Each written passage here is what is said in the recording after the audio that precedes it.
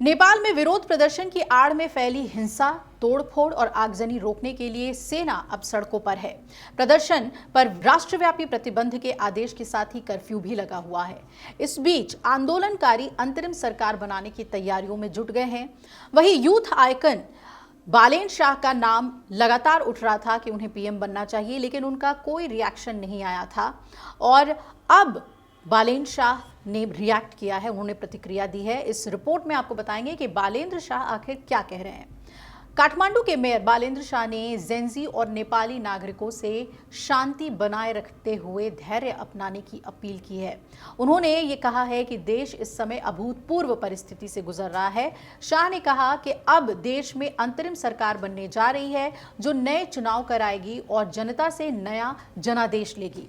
बालेंद्र शाह ने ट्विटर पे पोस्ट कर कहा कि प्रिय जेंजी और सभी नेपालियों से मेरा अनुरोध है, देश इस समय एक अभूतपूर्व स्थिति से गुजर रहा है। आप अब इस सुनहरे भविष्य की ओर कदम बढ़ा रहे हैं। कृपया इस समय घबराएं नहीं और धैर्य रखें। अब देश को एक अंतरिम सरकार मिलने वाली है जो देश में नए चुनाव कराएगी। इस अंतरिम सरकार का काम चुनाव कराना और देश को एक नया जनादेश देना है।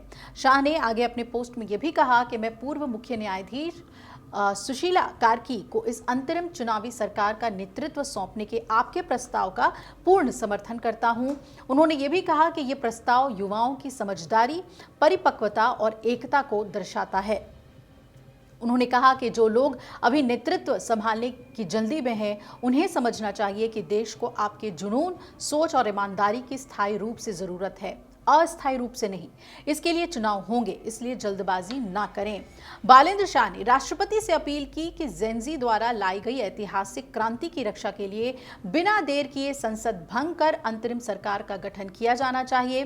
दरअसल 2 दिन तक सरकार विरोधी प्रदर्शनों के कारण प्रधानमंत्री केपी शर्मा ओली समेत कई मंत्रियों के इस्तीफे के बाद बुधवार को, आपको याद होगा, काठमांडू के समेत प्रमुख शहरों में तनावपूर्ण स्थिति रही और पूर्व प्रधानमंत्री पुष्प कमल दहल प्रचंड की बेटी गंगा दहल के ललितपुर स्थित सुना कोठी में उनके घर में एक जला हुआ शव मिला है।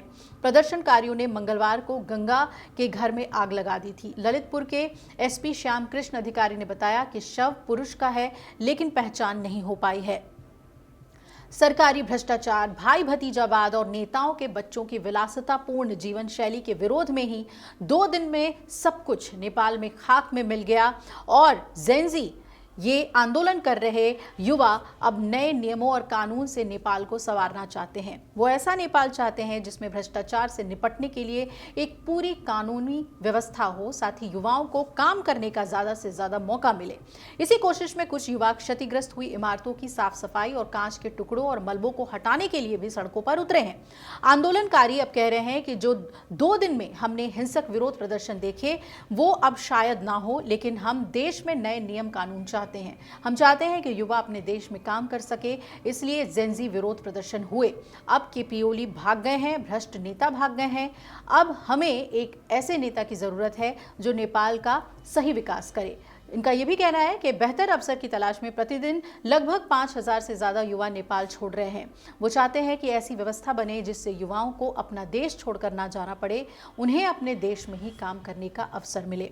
बालेंद्र शाह यूथ आइकॉन कहलाते हैं। युवा उनके बड़े पैमाने पर, ये जो जेंजी है, उनके फॉलोअर्स हैं, वो चाहते थे कि वही आगे आए और देश की कमान संभालें। लेकिन बालेंद्र शाह ने जो ये संबोधित किया है नेपाल की युवाओं को, इसका बहुत असर पड़ेगा। देखना है कि आगे भी कितने लीडरशिप के रोल में बालेंद्र शाह आगे आते हैं। अगर आप ये वीडियो YouTube पर देख रहे हैं तो हमारे चैनल को सब्सक्राइब कर बेल आइकन दबाएं और Facebook पर देख रहे हैं तो हमारे पेज को लाइक करें।